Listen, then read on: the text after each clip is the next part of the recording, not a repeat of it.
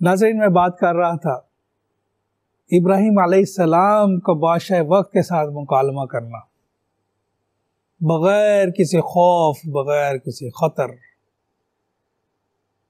کہ ڈٹ کے کھڑے ہو جانا اور اعلان توحید کرنا۔ اللہ اکبر، کیا ہی موقع ہوگا، کیا ہی منظر ہوگا۔ نہ صرف بادشاہ مبہوت ہوگا، میں تو کہتا ہوں سارا دربار ہی مبہوت ہو گیا ہوگا، یہ کون آ گیا۔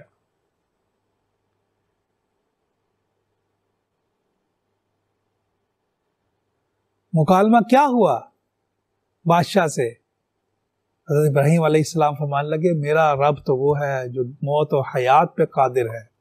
بادشاہ نے کیا کیا؟ ایک قیدی جس کو کہ موت کا اعلان ہو چکا تھا اسے آزاد کر دیا، اور ایک معصوم کو قتل کروا دیا۔ تو کہا دیکھ لو، میں جسے چاہوں موت دے دوں اور موت والے کو زندگی دے دوں، یہ میرے اختیار ہے۔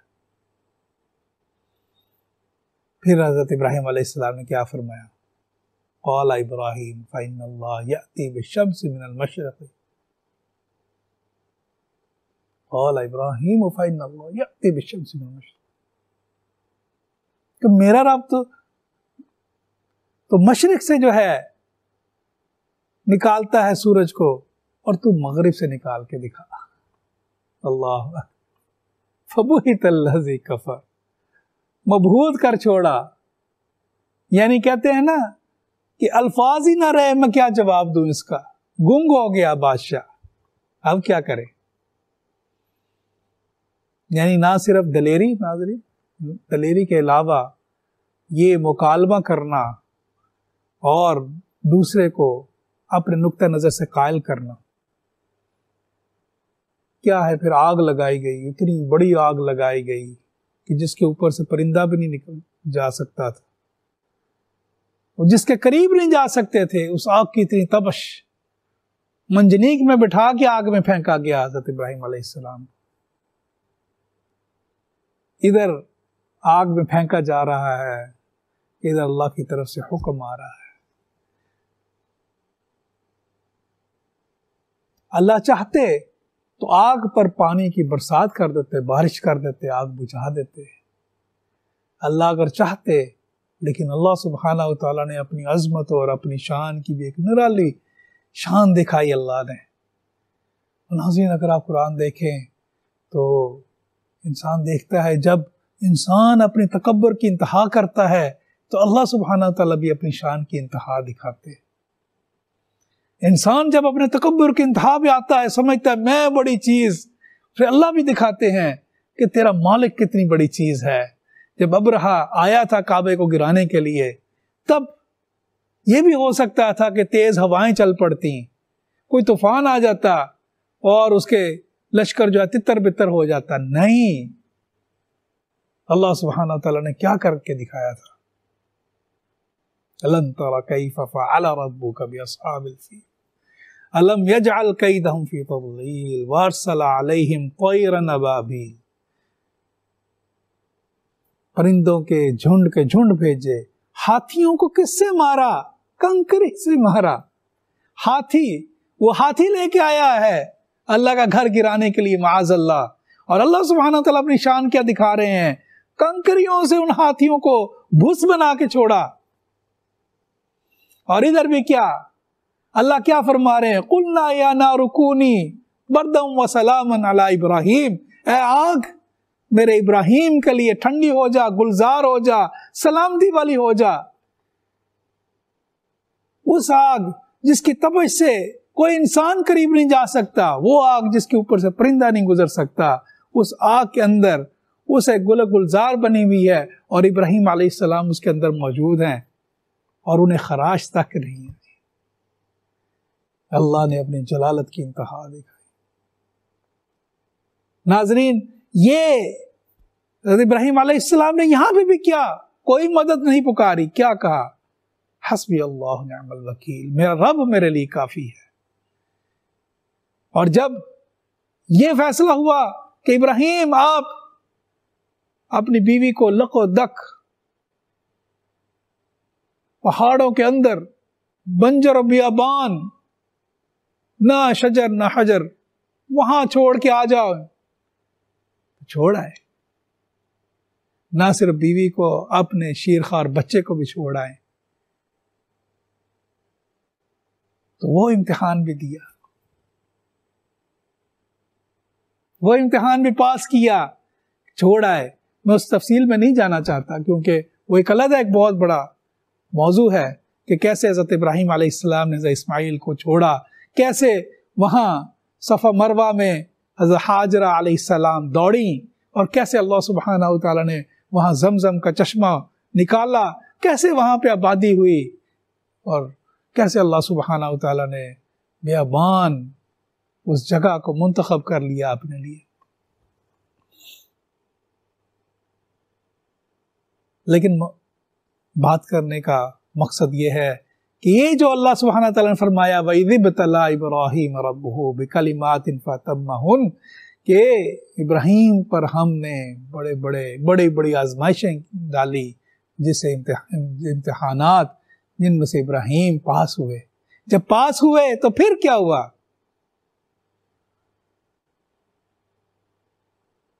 وَإِذِ ابْتَلَىٰ إِبْرَاهِيمَ رَبُّهُ بِكَلِمَاتٍ فَأَتَمَّهُنَّ قَالَ إِنِّي جَاعِلُكَ لِلنَّاسِ إِمَامًا، کہ ہم نے آپ کو انسانیت کی امامت، انسانیت کی سرداری بخشتے ہیں۔ اور آگے ابراہیم علیہ السلام کیا فرماتے ہیں؟ قَالَ وَمِن ذُرِّيَّتِي، اے رب یہ جو وعدہ، جو انسانیت کو کے اوپر اللہ سبحانہ تعالیٰ تو نے جو اعزاز بخشا ہے مجھے، یہ سرداری کا وعدہ، یہ میری آگے نسلوں کے لیے بھی ہے۔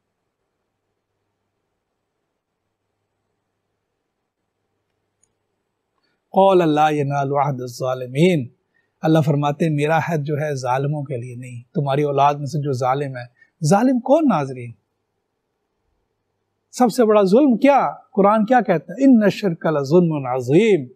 حضرت ابراہیم علیہ السلام تو موحد تھے، اور جو اللہ کے ساتھ کوئی شریک کرے گا وہ ظلم کرے گا۔ اللہ فرماتے ہیں ان کے لیے نہیں یہ وعدہ۔ اب ناظرین اگر یہی پوری حیات زندگی کا پورا فلسفہ ہی یہی ہے کہ جو انسان اپنے آپ کو اللہ سبحانہ وتعالیٰ کے سامنے ایسے پیش کر دے، اپنی چاہتوں کی قربانی دے دے، اپنے آپ کو اللہ سبحانہ وتعالیٰ کے سامنے ڈال دے، تو پھر کیا ہوتا ہے؟ تمام عزتیں، تمام رفعتیں، تمام نعمتیں وہ اللہ سبحانہ وتعالیٰ اس کی جھولی میں ڈال دیتے ہیں۔ اور اگر آپ پیچھے مڑ کے دیکھیں، مسلمانوں کو جب عروج آیا تھا تو کیا ہوا تھا؟ مسلمانوں نے جو نکلے تھے گھر سے، مکہ سے، انہوں نے اپنے گھر باروں کی قربانی دی، اپنی بچوں کی قربانی دی، اپنے مال کی قربانی دی، حتیٰ کہ اپنی جانوں کی قربانیاں دی، اور پھر اللہ نے کیا دیا؟ کیا انعام دیا؟ مسلمانوں کو وہ عروج بخشا۔ اور یہی ہے فلسفہ قربانی جو حضرت ابراہیم علیہ السلام جب امتحانات آزمائشیں دیتے دیتے پھر اس مقام پر آئے کہ جب اللہ سبحانہ وتعالیٰ نے بڑھاپے میں ان کی دعا سنتے ہوئے انہیں اولاد دی حضرت اسماعیل علیہ السلام کی شکل میں، اور جب حضرت اسماعیل علیہ السلام بلوغت کی طرف بڑھے، دیکھیں یہ بھی تو ہو سکتا تھا کہ یہ فیصلہ بڑے بچپن میں کر دیا جاتا، نہیں۔ جب پھل پکنے کی طرف آتا ہے تو آپ جانتے ہیں ناظرین مالی کا دل کتنا پھل کی طرف لگتا ہے۔ جب پھل پکنے کے لیے آتا ہے نا تو مالی کا دل کتنا پھل کی طرف لگتا ہے، کتنی اسے محبت اور انسیت ہوتی ہے۔ اسی طرح جب اولاد جوانی میں قدم رکھنے والی ہوتی ہے تو والدین کی خواہشات، والدین کی امیدوں کا وہ مرکز، وہ محور ہوتی ہے۔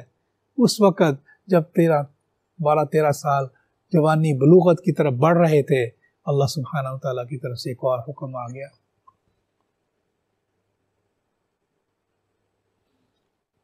قال یا بنی انی ارا فی المنام،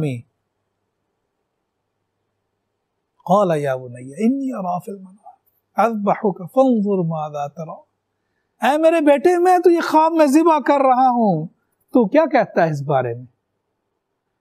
اور آگے سے بیٹا کیا کہتے ہیں حضرت اسماعیل علیہ السلام؟ قال یا ابت افعل ما تؤمر ستجدنی انشاء اللہ من الصابرین، اے میرے والد آپ میری گردن پہ چھری چلا دیجیے، آپ جس چیز کا حکم اللہ کو دے رہے ہیں وہ کر دیجئے، آپ مجھے انشاءاللہ اللہ کے فضل و کرم سے، اللہ کے حکم سے مجھے صبر کرنے والوں میں پائیں گے۔ اور پھر کیا ہوا حضرت ابراہیم علیہ السلام نے؟ آپ سوچیں، بڑھاپے میں ہوں اور اولاد بھی، اس کے بعد حضرت پھر کیا ہوا تھا جب یہ چھری چلی تھی اور جب اللہ سبحانہ و تعالیٰ نے مینڈا بھیجا اس کی، اللہ نے اس قربانی کو قبول کیا جب، تو پھر کیا ہوا؟ پھر حضرت ابراہیم علیہ السلام کی جھولی بھر دی، حضرت اسحاق کو دیا، وہ بھی بڑھاپے میں دیا، اور پھر کیا، جتنے انبیاء علیہ السلام، بڑے بڑے انبیاء علیہ السلام ان کی ذریت میں کر دیے، اور نہ صرف وہ بلکہ امام الانبیاء رسول اللہ صلی اللہ علیہ وسلم کو ان کی ذریت میں بھیج دیا۔ اللہ، یہ اس قربانی کا، وہ قربانی جس کے بارے میں قرآن کہتا ہے وَفَدَيْنَاهُ ذِبْحٌ عَظِيمٌ، کہ وہ جو بڑی قربانی جس کا فدیہ اللہ نے، آتا ہے روایات میں کہ جنت سے اللہ سبحانہ وتعالی فرمایا کہ مینڈا فرشتے لے کے آئے، اور قربانی کیسے کی حضرت ابراہیم علیہ السلام نے؟ حضرت اسماعیل علیہ السلام کہہ رہے ہیں میرے والد اب بوڑھے ہو گئے ہیں، شاید آپ میرا چہرہ دیکھیں تو آپ سے چھری نہ چل پائے، شاید میں تڑپوں تو آپ سے مشکل ہو جائے، اب میرے ہاتھ پاؤں باندھ دیں، مجھے الٹا لٹا دیں، اپنی آنکھوں پہ پٹی باندھ لیں تاکہ آسانی ہو جائے۔ اللہ اکبر، دیکھیں ایمان، دیکھیں یقین، دیکھیں، اور اللہ سبحانہ وتعالیٰ کے حکم کی آگے اپنی جان کی قربانی، جان کا نذرانہ دیتے ہوئے اس ایمان کی اعلیٰ مثال دیکھیں۔ اور حضرت ابراہیم علیہ السلام ایسے ہی کرتے ہیں، اور جب چھری چلتی ہے، پٹی اترتی ہے، تو سامنے مہنڈا ہوتا ہے، وہ جو وہ نعرہ مستانہ لگاتے ہیں اللہ اکبر اللہ اکبر، عرشوں تک جاتا ہے لا الہ الا اللہ واللہ اکبر، اور بیٹے کی طرف دیکھتے ہیں، وہ کہتا ہے وللہ الحمد۔ اللہ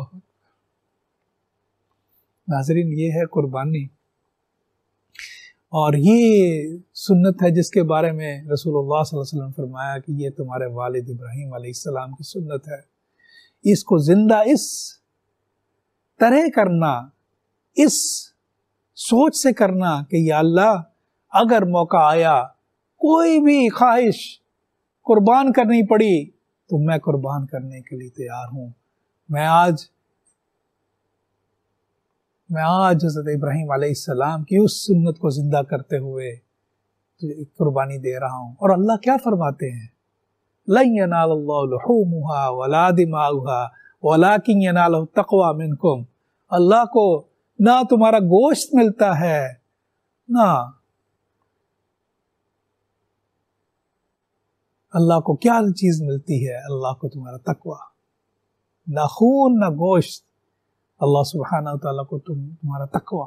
اللہ تقوی دیکھتے ہیں کہ جب تم قربان کر رہے ہو جانور کو تو تمہارے دل کی کیا کیفیت ہے، کیا تم وہ جو قربانیوں کے سلسلے حضرت ابراہیم علیہ السلام کے، اور وہ جو اس وقت حضرت ابراہیم علیہ السلام جس مقام پہ تھے اس کا کچھ عشر عشیر تمہارے دل میں بھی موجود ہے؟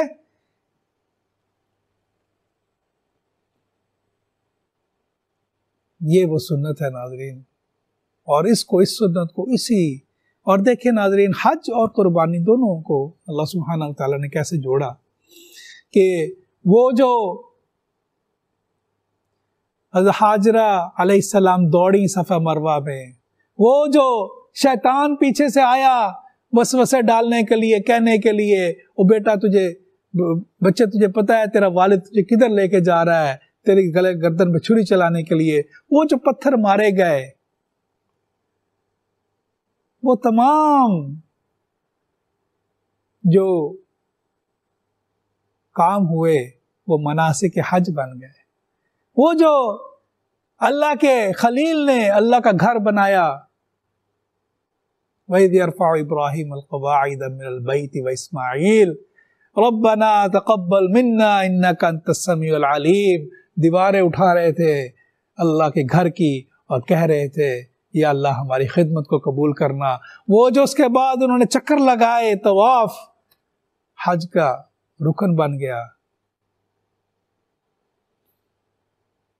اسی طرح صفا مروہ میں دوڑنا، اسی طرح منا میں جانا، اسی طرح مزدلفہ میں اللہ کا ذکر کرنا، اسی طرح وقوف عرفات، عرفات میں ٹھہرنا، اسی طرح جمرات میں پتھر مارنا، اسی طرح پھر قربانی کرنا جو کہ حج تمتع کرتے ہیں، اس شکرانے کے طور پر حج اور عمرے کے شکرانے کے طور پر قربانی کرنا.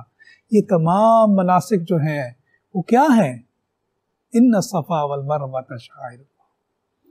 یہ جو صفا اور مروہ کی یہ اللہ کی نشانیاں ہیں، یہ شعائر ہیں، یہ اللہ کی وہ محبت کی نشانیاں ہیں. یہ جو مناسک ہیں جو حضرت ابراہیم علیہ السلام نے اللہ کی محبت میں، اللہ کی محبت کی اس ورافتگی اور اس انتہا میں، اپنی قربانی کی اس جذبے میں، اسی لیے اللہ سبحانہ وتعالیٰ کیا پسند کرتے ہیں کہ ہم سب لوگ ایک ہی کپڑے میں ملبوس ہو کے، ایک ہی رنگ میں آئیں اللہ کی طرف.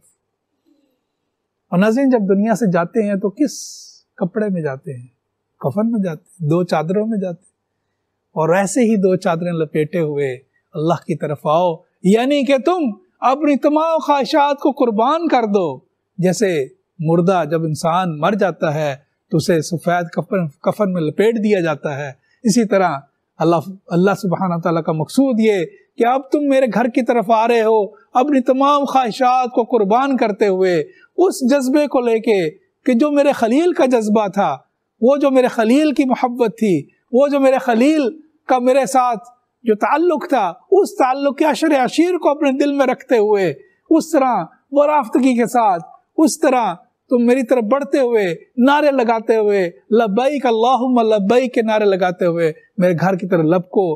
اور تمام وہ مناسک اور وہ کام جو انہوں نے کیے وہ مناسک حج بن گئے کہ ویسے ہی والہانہ طور پر تم طواف کرو، ویسے ہی والہانہ طور پر تم صفا اور مروہ کے درمیان سعی کرو، اور ویسے ہی تم پھر جا کر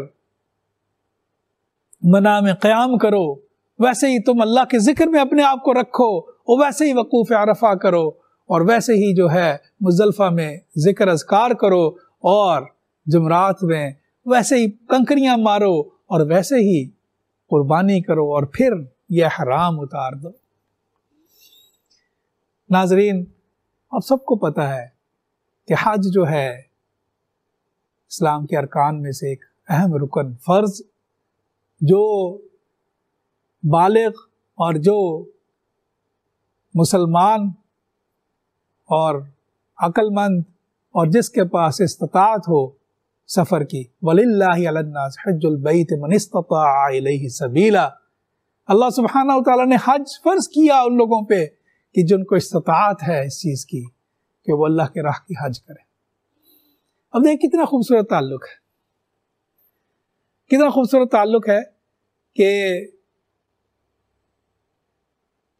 موحد عاشق 2 کپڑے پہن کے لبیک اللہم لبیک کا نعرے لگاتے ہوئے اللہ کے گھر کی طرف بڑھتے ہیں، اور وہ لوگ جو نہیں جا سکتے وہ کیا کرتے ہیں؟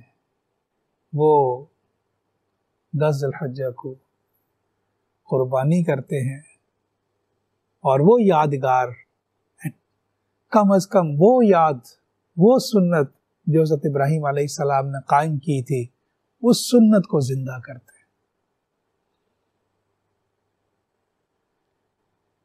اور ناظرین یہاں میں ایک بات اور وضاحت کرنا چاہوں گا. بہت سارے لوگ، اب عجیب دور آ گیا، اتنا بڑا مارکا، اور اس کو دیکھیں، اس کو زندہ رکھنا،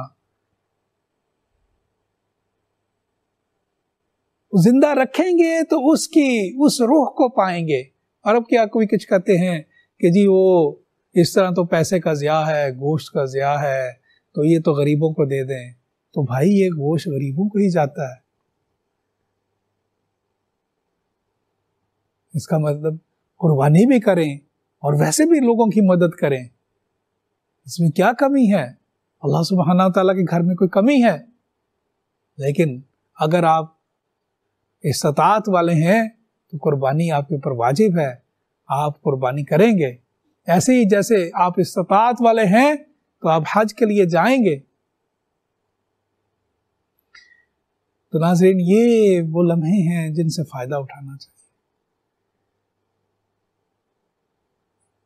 پھر اللہ جانے موقع آئے نہ آئے، دوبارہ یہ عید آئے نہ آئے، دوبارہ یہ لمحے ملے نہ ملیں، آج سنت ابراہیمی کو زندہ کریں اور اس نظریے کے ساتھ، اس سوچ کے ساتھ، یا اللہ جیسے تیرے خلیل نے امتحانات پاس کیے تھے اور پھر تو نے اپنے انعام و اکرام کے تمام انعام و اکرام ان کے اوپر نچھاور کر دیے تھے، یا اللہ ویسے ہی یا اللہ ہمارے دل بھی کر دے، اور یا اللہ یہ میں اس سنت کو زندہ کرتے ہوئے آج میں قربانی کرتا ہوں، اور یا اللہ اسے قبول کر لے، اور یا اللہ ہمیں بھی ایسا ایمان عطا فرما دے۔ اور اگر اللہ سبحانہ و تعالیٰ اس ایمان کا وہ جذبہ دے دیتے ہیں تو پھر کوئی چیز بھی آپ کو کامیابی سے نہیں روک سکتی۔